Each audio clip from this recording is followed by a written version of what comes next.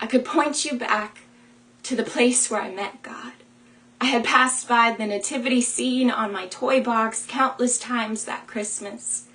A child that was anxious not for presents, but in every other sense you can imagine, a child who received the greatest gift that year as she knelt by the ceramic depiction of the Savior and prayed that God would somehow turn my own ceramic heart to flesh, that he would change the trajectory of my fickle footsteps. But friends, that's not where our stories end.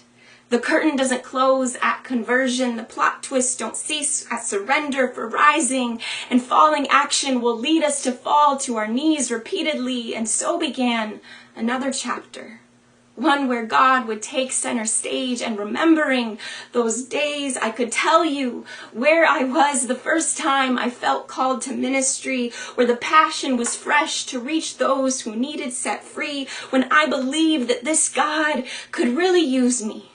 A little girl who wanted to go into prisons and overseas, and the crazy thing was, he would let me.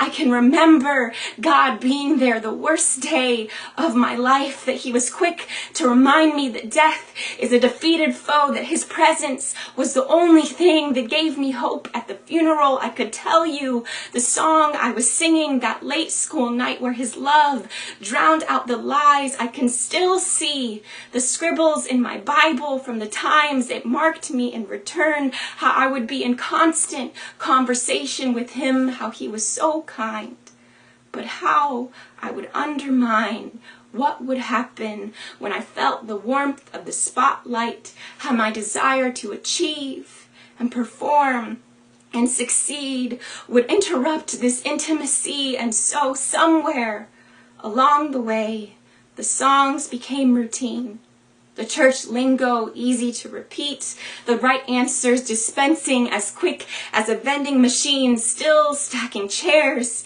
yet losing my awe for the one who sits on the throne, being content in my own Christian bubble, forgetting what it meant to go and make disciples, afraid this tongue was now just a clanging cymbal, for I am convinced that he's unimpressed with my Christian to-do list, nor does he want mere empty praise from my lips. And so he has called me, called us back to him, for our first love to captivate once again, to remember that he is still who he was back then, that there is still more to be written, where our worship is not dependent on goosebumps. And regardless of the chapter, may we seek first the author, never forgetting who is really the main character as we get to participate in the greatest story ever told.